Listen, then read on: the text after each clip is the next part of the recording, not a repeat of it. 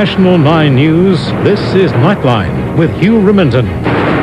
China attacks John Howard over recognition of the Dalai Lama. Former federal Labour MP guilty of bribery and corruption. And New South Wales goes one up in the state of origin. Good evening. Also tonight, India and Pakistan on a war footing. India's Prime Minister saying the time has come for a decisive battle. But first, the Prime Minister has found himself embarrassed in China by the mere presence of the Dalai Lama here in Australia. Mr. Howard has made a point of not meeting the Tibetan leader on this visit, as Australia lobbies the Chinese for a $20 billion natural gas contract. But on his second day in Beijing, that did not protect Mr. Howard from some hard questioning from his Chinese hosts, as Nigel Blunden reports. The Communist Party School is the training ground for China's future leaders, and today John Howard took centre stage. Differences aside, the Prime Minister says our relationship is on solid ground. We cannot claim a shared past, but we can seek to build a shared future. The hour-long session was all a bit much for some in the audience, but when the floor was open to questions, there was a much different tone. But there is a bad news which affects these relations.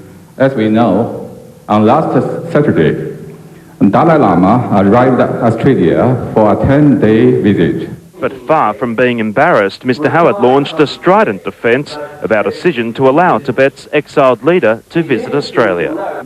We respect your system and your values. You respect our system and our values. Mr. Howard says it would not be consistent for Australia to ban the Dalai Lama on the basis of his beliefs, drawing the parallel with our decision 50 years ago not to outlaw the Communist Party. Trade is one of the key elements of the Prime Minister's third visit to China, a point stressed during high-level talks with Premier Zhu Rongji, as the two leaders work towards a framework for closer economic ties. We are very anxious in Australia to build on the progress over the last few years in particular. In Beijing, Nigel Blunden reporting for Nightline. Former federal Labour MP Andrew Theophanous faces a lengthy jail sentence after today being convicted of bribery and corruption. The Melbourne-based politician was accused of seeking thousands of dollars to help Chinese immigrants with visa applications. He was found guilty on 4 of the 6 charges. Dr. Andrew Theophanous arrived at court with his wife for the final time to take his place in the dock and hear the shameful end to his 25-year political career. A county court jury found him guilty of 4 bribery and corruption charges. While he was Labor's federal member for the northern Melbourne seat of Calwell, he asked for and received bribes in exchange for immigration assistance. He was also convicted of defrauding the Commonwealth by lying on behalf of Chinese applicants. The Crown claimed he was caught cold in a taped conversation with an NCA plant. Thousands of dollars were involved, and it was also claimed he sought sexual favours. His defence said there was no evidence he received bribes and fees were required to cover expenses. In conclusion, I repeat again that I am innocent of these alleged misdeeds. Theophanous's characteristic tremor appeared to worsen when the jury delivered the news. He remained silent, collected his coat from his wife and walked into custody. Theophanous was elected to Parliament in 1980 and became one of the country's best-known ethnic community leaders. He was also Parliamentary Secretary to Prime Minister Paul Keating. One of his convictions carries a maximum penalty of 20 years jail. He'll be sentenced at a later date. Karen Huff for Nightline. India has been placed on full war footing tonight as tensions with Pakistan go to breaking point over the disputed territory of Kashmir. Pakistan is warning of a disaster in the region as India's Prime Minister told his 500,000 troops along the border that the time has come for a decisive battle. Australia's High Commission in Islamabad has been emptied of non-essential personnel, while staff at other international delegations are also hurrying home. This report from Britain's ITV. India's Prime Minister Atal Bihari Vajpayee has been visiting his troops massed on the disputed border with Pakistan, and he told them to prepare for sacrifice. It is time to fight a decisive battle, he said. Fighting talk which is only fueling fears inside and outside the region that India and Pakistan, both armed with nuclear weapons, could be on the brink of outright war. On the Pakistan side of the so-called line of control in disputed Kashmir, Pakistani troops displayed spent shells. They said 7 people had been killed in the latest bout of artillery and mortar shelling. Each side is blaming the other for the escalation. Highly explosive situation has been created by India, where the armed forces of 2 countries have been put eyeball to eyeball. The international community is urging both India and Pakistan to exercise restraint.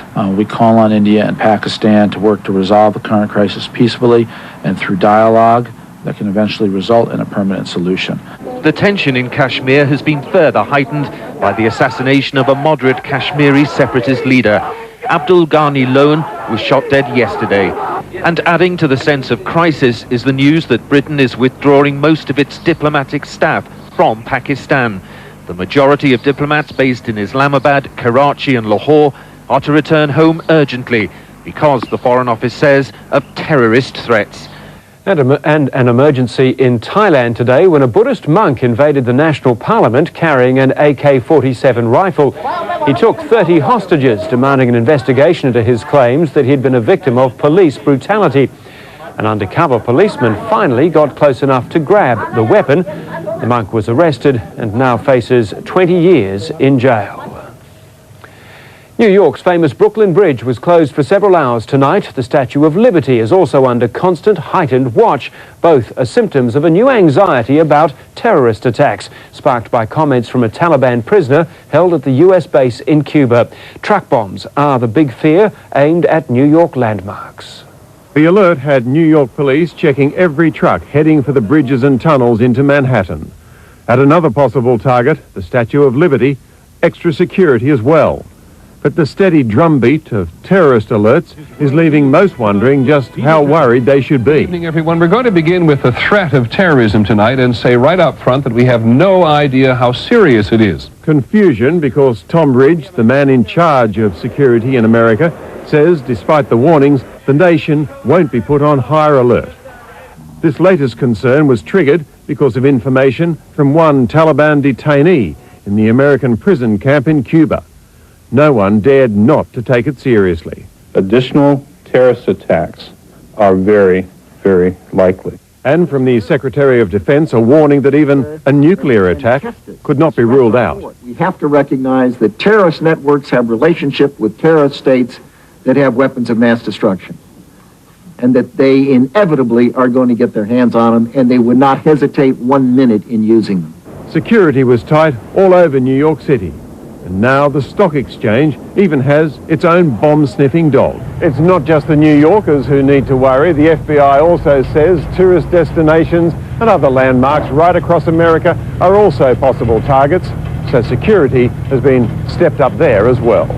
Robert Penfold reporting for Nightline in Los Angeles. A continuing coronial inquiry into the disappearance of 2 Sydney women has heard evidence from the man originally charged with one of their murders. Charges relating to the disappearance of Kerry Whelan were dropped, but today the court heard Bruce Burrell tried to convince another woman to invest in a scheme involving South African diamonds. Under the spotlight once again, Bruce Burrell arrived at the joint inquest. For 2 families, this was a crucial day. We're strong, and today's a big day for us. We've been waiting 5 years to see Mr. Burrell finally in the witness box. Bernie Whelan's former wife Kerry went missing in May 1997. 2 years earlier, Dorothy Davis had also vanished. Burrell was charged with Whelan's murder, but last year the case was dropped. Today the inquest was played a video interview from late 1997 between police and a third woman, Jeanette Harvey, an elderly friend of Burrell's. In the interview, Mrs. Harvey said that in mid-1994, Burrell had suggested she put $250,000 into a money-making scheme involving diamonds from South Africa. He said he would handle her money. She refused the offer. It just sounded so phony, you know. I just couldn't believe that he would do that to me. Honestly, I was disgusted. Mrs. Harvey described Burrell as quite charming, but he had another side, saying on one visit to his farm she'd heard him yelling. Just screaming and yelling and abusive. It was dreadful. In other evidence, Peter Grace, a former employer of Burrell, claimed Burrell did tell me that there's nothing like solving a problem with somebody, like sticking a .22 up their snout or in their mouth. In the witness box, Burrell denied he had stolen 2 cars, including a $150,000 Jaguar. Nina Stevens for Nightline. A warning tonight that teaching in public schools has become such a dud job the profession's in danger of running out of recruits. An independent report in New South Wales has called for urgent measures, with plummeting morale only one problem. Funded out of the pockets of teachers and parents, the inquiry into public education revealed what many within the system have been saying for years. We detect that there is a fundamental structural weakness in the present setup for public education in New South Wales. Professor Tony Vinson found that the state's 65,000 teachers were poorly paid, undervalued by society, suffered low morale, high stress and little job satisfaction. The morale of teachers is so poor, the prospects of attracting another generation of teachers will remain poor unless we lift their professional image. The former senior public servant said funding for the professional development of teachers must be substantially increased, with all teachers undergoing performance reviews, while class sizes for kindergarten, years 1 and 2 should be reduced to 20 students. Clearly, the system has been chronically underfunded and the system has survived on the goodwill of teachers for more than a decade. While he hasn't seen the document as yet, Education Minister John Watkins has set up a Public Education Council to analyse the report on a system he believes is one of the best in the world. Anna Corrin for Nightline. This year's Business Review Weekly list of Australia's 200 richest people has been released, and there are few surprises. Kerry Packer, the owner of this network, tops the list, followed by Frank Lowy and Richard Pratt. But there is a new billionaire in town. Channel 7's boss, Kerry Stokes, has increased his fortune to $1.2 billion. And Nicole Kidman is in the top 200 for the first time. According to the magazine, she is worth $112 million. Now onto the markets, and it was a good day for the punters. The All Ordinaries finished up 12 points. Computershare gained close to 6% to $2.25. Jupiter's rose 10 cents. News Corp added 23, and Patrick put on 4% to close at $16.76. Shares losing ground included Amcor down 25 cents, AMP fell 20, and Westfield was down 15 cents to 28.15. Overseas, Tokyo closed up 160 points. London is trading 46 points down. Gold continues its climb. It's currently fetching $318.65 US an ounce. And the Aussie dollar tonight is up against the greenback, buying 55.79 US cents. It's down against the euro and yen, higher against the pound. The future of Telstra is again shaping up as a key political battlefield, with the government tonight slamming Labor's talk of breaking up the telco giant. The opposition is considering a policy of selling Telstra's retail operations while returning its core network business to full public ownership. But Federal Communications Minister Richard Alston says that would rip the heart out of the company and damage the interests of millions of shareholders. The government claims that Labor's plan to break up Telstra is a recipe for commercial disaster. This is simply an exercise designed to rip the heart out of Telstra by stripping it of its crucial assets. Under the plan, Telstra's existing wholesale and retail businesses would be split, with areas such as mobile phones and pay TV sold off. The revenue raised from that sale would then be used to buy back Telstra's basic network operations, returning those to full government ownership. This is essentially a kill Telstra strategy. It's breaking the company up into bits and pieces. It's an approach that's not been adopted anywhere else in the world. Labor plans to release a discussion paper on Telstra later this week, outlining various options for the telco's future. It's a discussion paper which is designed to focus on the interests of consumers and the interests of businesses who need an efficient telecommunications sector. While the government claims Labor is trying to appease its union mates, at least one key trade union strongly opposes the idea. A structural separation will not do anything to provide further efficiencies and innovation for a Telstra communication company. Obviously, what will happen is it'll suffocate. And that, says the government, would be bad news for Telstra's shareholders. That is a deadly strategy. It's critically against the interests of some 2 million shareholders. It would ravage shareholder value. Laurie Wilson reporting for Nightline. In his first game as New South Wales captain, Andrew Johns has made good his promise to dominate State of Origin with a man-of-the-match performance in tonight's series opener against Queensland at Stadium Australia. In front of more than 55,000 fans, the Blues won 32-4. Johns finishing with a personal tally of 13 points. Changes before kick-off in both dressing rooms. Matt Gidley, the 19th New South Welshman, driving from Newcastle to replace a flu-ridden Sean Timmins. After just 7 minutes, the late call-up became the earliest point scorer. 6 minutes later, Queensland replied. Lottie Dakiri's corner touchdown given the green light by the video referee. Andrew Johns' kicking began to undermine the Maroon defence. Last-ditch offloads bouncing right for Jamie Lyon.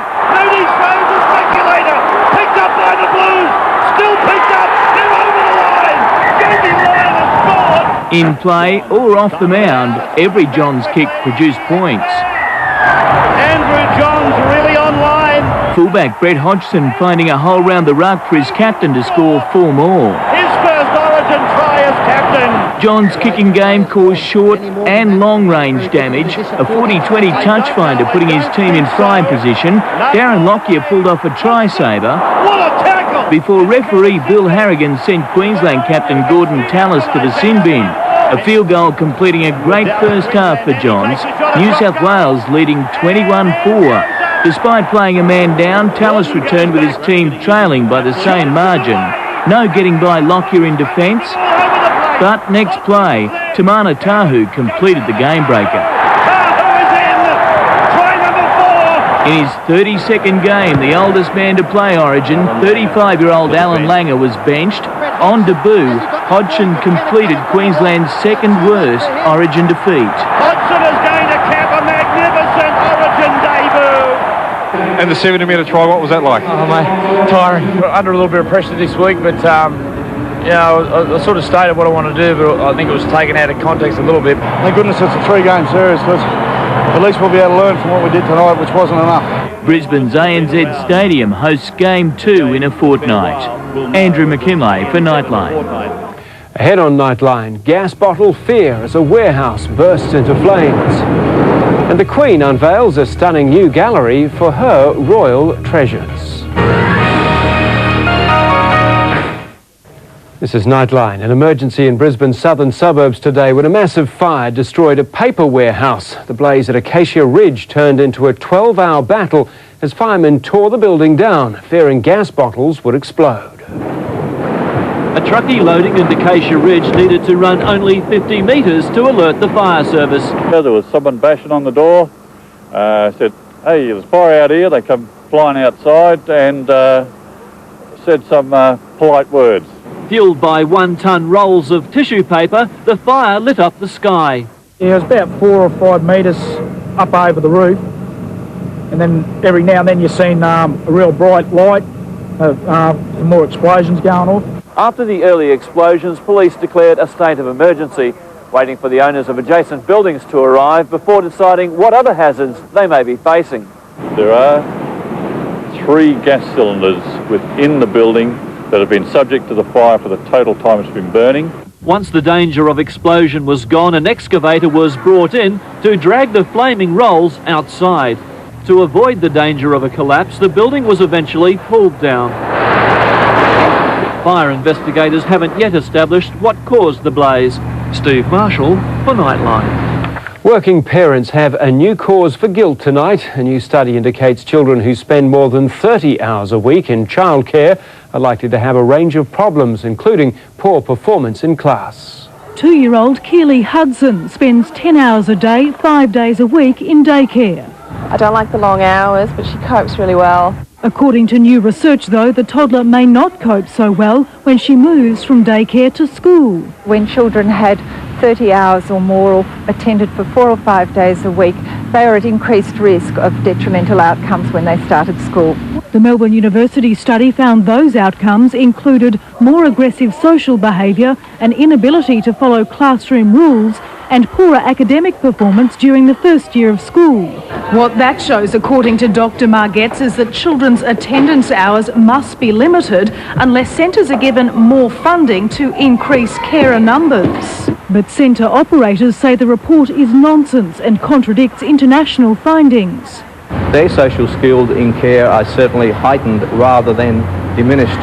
And it sort of follows that their academic achievements will be better. And many parents agree. I think it's great. I mean, they're learning new things in childcare every day. She's very social. She's been in childcare since she was 8 months old, I think.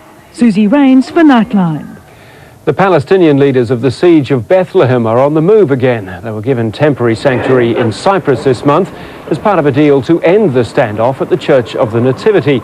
Today, though, they were back at the airport, splitting up. Spain and Italy are taking 3 men each, Greece and Ireland 2 each, and Portugal and Belgium 1 apiece. A 13th man will remain in Cyprus. A rare victory for ordinary investors, with Wall Street's biggest stockbroker, Merrill Lynch, paying out nearly $200 million to investors who claim they were misled. But certainly our reputation has been impacted. The company was facing charges. It advised clients to buy shares it secretly believed were junk. Merrill Lynch says the settlement doesn't mean it did anything wrong. Well, nobody pays $100 million, I would suggest, where they haven't done something wrong. The scandal has slashed the company's value by 20%, or a staggering $15 billion. Some people, like this Canadian daredevil, just can't resist taking the hard way between point A and point B. 40 stories up without safety net or harness, 58-year-old Jay Cochran walked between 2 skyscrapers in the town of Niagara Falls. He even stopped to pose at the halfway mark before strolling across. How do I feel? Yeah, I feel fine, you know. I'm ready to do it again. His next stunt, walking a tightrope across the falls themselves. One of the highlights of the Queen's Golden Jubilee has seen the opening of a $50 million extension at Buckingham Palace. A brief glimpse of royal displeasure, but Prince Charles was soon back in control. Meanwhile, the Queen mingled with guests in the new Queen's Gallery, home to the world's greatest private collection of jewellery, furniture and art. Around 450 items are on display for the Jubilee. After the break, back at training, AFL stars, startling recovery from facial injury. And cricket umpires wrestle with a new bowling dilemma. To the AFL now, and Essendon captain James Hird could make an earlier return to the game than expected after extensive reconstructive surgery on his injured face. The Brownlow medalist tonight joined his teammates at training and looked impressive.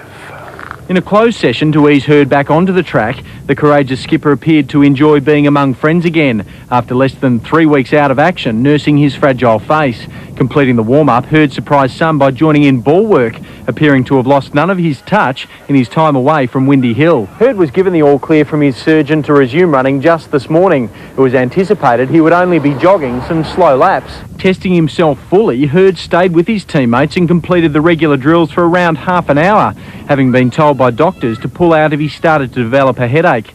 It was obvious his mind was clear right through until the midway mark of the session, when he broke from the group to complete some testing sprints, which were a far cry from the slow laps on the morning's agenda. On the political front, the AFL is ready for a confrontation with the state government, which has announced legislation giving it the power to search club records for anomalies surrounding grand final tickets.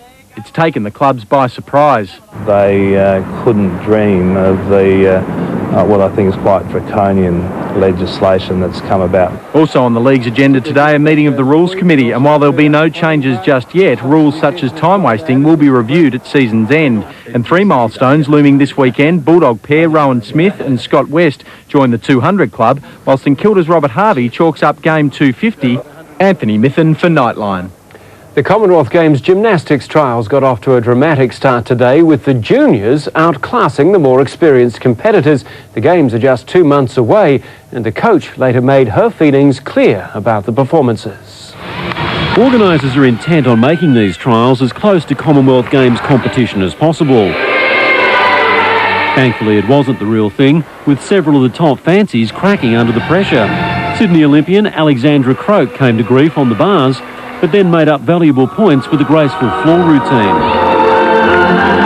The beam proved to be the downfall of Alana Slater, a member of our last Commonwealth Games team, and she was clearly distressed following the performance. There was worse to come for the senior girls, though: a rocket from the coach. You know, I certainly am not happy about it, and they'll hear about it, and they won't make the same mistake tomorrow. The standout efforts today were from the 2 youngest competitors. 14-year-old Melissa Munro is well placed to earn one of the 2 automatic selections up for grabs. I'm really nervous before it, but if I just think over my routine before I go up, I'm normally fine. And another of the tiny tots, Lynette Russo, who at 13 is the youngest, could also find herself jetting to Manchester. I had a pretty good day. It was fun. I had a good floor and vault and bars. It's good. Just 8 girls will be selected from this group.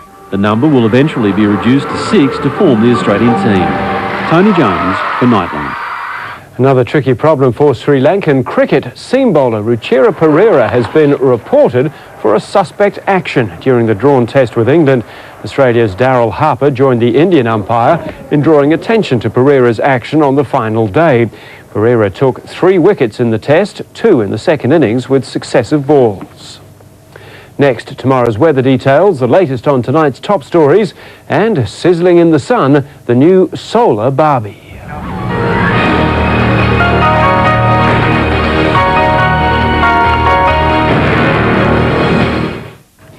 Plenty of snags, but no problems with the new invention being launched in Queensland. The Sunshine State was the obvious choice for the world's first solar-powered barbecue, built in a Brisbane park. The solar panels provide shade as well as power, and after just 1 day of sun, the barbecue can cook at least a dozen meals. Absolutely guaranteed it'll cook, rain, hail or shine. Councils are interested. At around $35,000 each, though, they are not cheap to buy, but they do cost nothing to run. The national weather, barbecue weather, not really. A low in the Tasman continues to affect the southeast of the continent, while a high is influencing the northeast. An area of low pressure is moving through southern Australia, and a cold front is approaching the southwest. The forecast then, fine in Darwin and Brisbane, but a fair bit of rain further south. Late showers are likely in Sydney, mainly fine in Canberra, but the chance of showers in Melbourne, showers easing in Hobart, showers in Adelaide, and in Perth a fine day before late showers.